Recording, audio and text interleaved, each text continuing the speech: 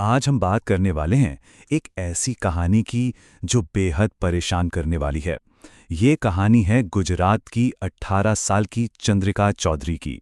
एक मौत जिसके पीछे छिपे सच को हम आज परत दर परत समझने की कोशिश करेंगे। सोचिए, क्या होता है जब एक बेटी का सपना उसके अपने ही परिवार के लिए अपमान बन जाता है। यही वो सवाल है जो इस पूरी कहानी के केंद्र में है। एक ऐसा सवाल जो शायद हम सबको सोचने पर मजबूर कर दे। तो चलिए सबसे पहले जानते हैं उस लड़की के बारे में, उस जिंदगी के बारे में जिसे शुरू होने से पहले ही कह सकते हैं मिटा दिया गया। बात है जून 2025 की। 18 साल की एक लड़की चंद्रिका चौधरी अपने ही गांव में मृत पाई जाती है। अब देखिए, परिवार का कहना है कि ये तो सुसाइड है, लेकिन वहीं दूसरी तरफ चंद्रिका का जो पार्टनर है उसका सीधा सीधा आरोप है कि ये एक सोची समझी हत्या थी। तो सच एक है लेकिन दावे दो, और बस यहीं से इस पूरे मामले की गुत्थी उलझना शुरू हो जाती है।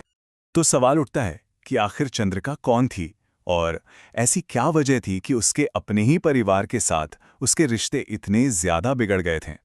चंद्रिका गुजरात के दांतिया गांव की रहने वाली एक लड़की, और उसकी आंखों में ना एक बहुत बड़ा सपना था, डॉक्टर बनने का।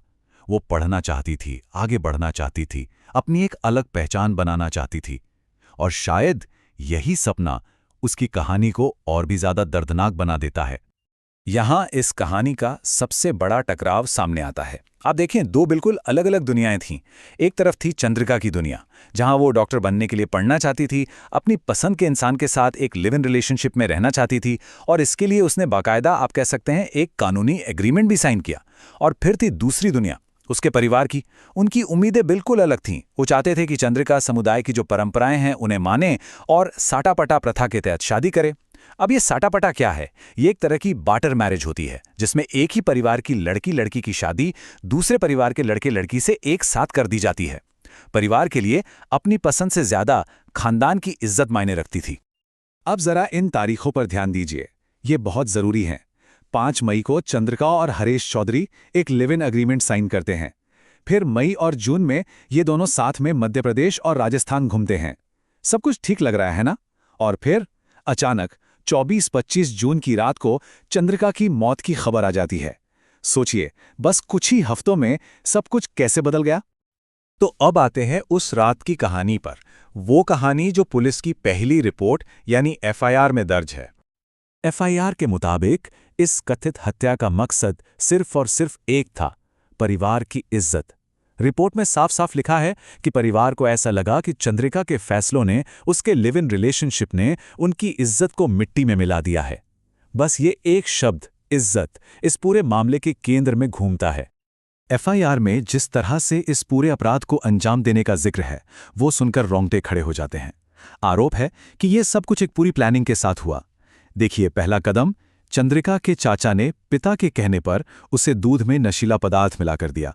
दूसरा कदम, जब वो नशे में थी तब उसके पिता और चाचा ने ही दुपट्टे से उसका गला घोट दिया।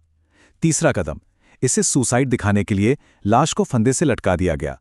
और फिर चौथा और शायद सबसे डरावना कदम, सारे सबूत मिटाने के लिए उसी रात बिना किसी पोस्टमार्टम के जल्दबाजी में उसका अंतिम संस्कार भी कर दिया गया। इस कथित क्रूरता के बाद अब सवाल था न्याय का। न्याय की तलाश शुरू होती है। तो सवाल यह है कि कानूनी कार्यवाही अब तक कहां तक पहुंची है। देखिए, भारतीय न्याय संहिता यानी बीएनएस के तहत केस तो दर्ज हो चुका है। पुलिस ने परिवार के कई सदस्यों को हिरासत में भी ले लिया है, लेकिन चंद्रिका का पिता अभी भी फरार बताया जा रहा है। पूरी घटना की जांच के आदेश दे दिए गए हैं, लेकिन कहानी में एक और मोड़ है। अदालत ने चंद्रिका के पार्टनर की भूमिका की भी जांच करने के निर्देश दिए हैं, जिससे ये पूरा केस और भी ज्यादा पेचीदा हो गया है। लेकिन देखिए, चंद्रिका की कहानी सिर्फ एक लड़की, एक परिवार या एक गांव की कहानी नहीं है। ये मामला उससे कहीं ज्यादा बड़ा है, और ये समझना बहुत जरूरी है कि आखिर ये केस इतना महत्वपूर्ण क्यों है। ये मामला हमें एक बहुत ही कड़वी सच्चाई से रूबरू कराता है, और वो है ऑनर किलिंग। ऑनर किलिंग मतलब इज्जत के नाम पर की गई हत्या। ये वो हत्याएं होती हैं जो परिवार के ही सदस्य करते हैं, जब उन्हें ऐसा लगता है कि उनके किसी अपने ने, और खासकर घर की किसी महिला ने, कोई ऐसा काम कर दिया है जिससे परिवार की इज्जत चली गई है।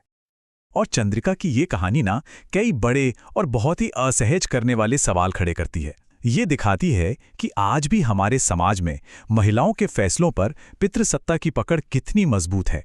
ये उस टकराव को सामने लाती है जो आधुनिक सोच और पुरानी परंपराओं के बीच चल रहा है, जहां एक लड़की का डॉक्टर बनने का सपना परिवार के लिए बदनामी का कारण बन जाता है।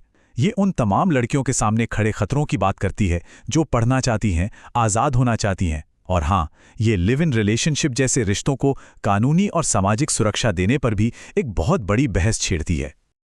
और आखिर में ये पूरी कहानी हमें एक बहुत ही बुनियादी सवाल पर लाकर छोड़ देती है कि जब किसी हत्या का मकसद इज्जत बताया जाता है, तो सवाल ये है कि इस इज्जत का मतलब क्या है और इसे तय करने का हक आखिर किसके पास है।